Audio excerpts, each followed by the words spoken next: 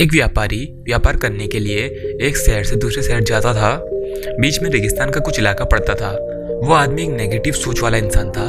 हमेशा शिकायत करता था कि मेरे पास ये नहीं है, वो नहीं है, इसकी कमी है, उसकी कमी है। एक दिन वो रेगिस्तान में से गुजर रहा था, तभी उसकी पानी की बोतल खाली हो जाती है। उसे बड़ी जोर की प्यास लगती है, लेकिन रेगिस्तान में पानी न मिलने की वजह से उसे बहुत गुस्सा आता है और बोलता है कि कितनी खराब जगह है, ना कोई पेड़ ना पानी, रास्ता भी लंबा है, रेगिस्तान पार करना पड़ता है।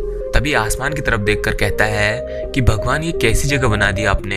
अगर मेरे पास में बहुत सारा पानी होता, बहुत सारे संसाधन होते, तो इस जगह पर हरियाली कर देता, बहुत सारे पेड़ लगा देता। वो आदमी ऊपर देखकर ये सब बातें कह रहा होता है और ऐसा लग रहा था कि जैसे ऊपर वाले से जवाब की प्रतीक्षा कर रहा हो कि भगवान कुछ कह दे। अब चमत्कार ये हुआ कि वह जैसे ही नीचे देखा तो उसे अपनी आंखों के सामने एक कुआं दिखाई दिया। वह पूरी तरह से घबरा गया क्योंकि उसने कभी भी उस रेगिस्तान में कुआं नहीं देखा था।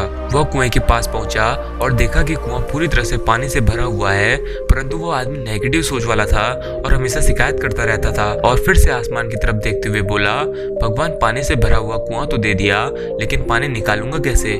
तो इस बार जब वो नीचे देखा तो फिर से चमत्कार हुआ। उसे कुएं के पास रस्सी और बाल्टी दिखाई दी, लेकिन आदमी फिर से ऊपर देखा और बोला, भगवान, अब इस पानी को ले जाऊंगा कैसे? तभी उसको एहसास हुआ जैसे उसके पीछे कोई है। वो पीछे मुड़कर देखा तो एक ऊंट खड़ा हुआ होता है। वो पूरी तरह से घबरा गया, सोचने लगा कि ये तो सच में होने लग रहा है। बातों बातों में कह तो दिया, अब मुझे यहाँ हरियाली करनी पड़ेगी और पेड़ लगाने की जिम्मेदारी लेनी पड़ेगी। आदमी को पानी से भरा हुआ कुआं मिल गया, बाल्टी और रस्सी मिल गई, पानी को ले जाने के लिए ऊंट भी मिल गया, सब कुछ मिल गया। अब वो आदमी सोच रहा था कि ये बातों बातों में मैंने क्या बोल दिया, ये तो गड़बड़ हो गई।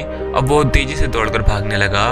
वो भाग रहा था, उस जिम्मेदारी से बच रहा था, तभी एक कागज उड़ते हुए आया और उसके शरीर से चिपक गया।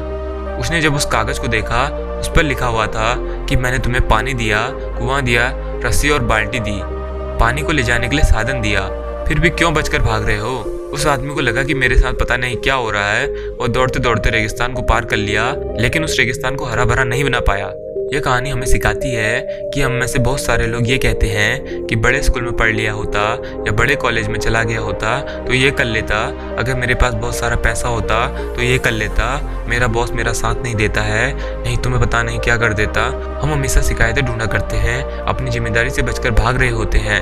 ये कहानी हमें सिखाती है कि लाइफ में हम जो कुछ भी कर रहे हैं उसमें 100% जिम्मेदारी हमारी ही है। उस काम को बिना किसी शिकायत के पूरा करें, दूसरों पर दोष देना, उनकी गलतियां बताना बंद कीजिए, अपनी गलतियों को सुधारना शुरू कीजिए।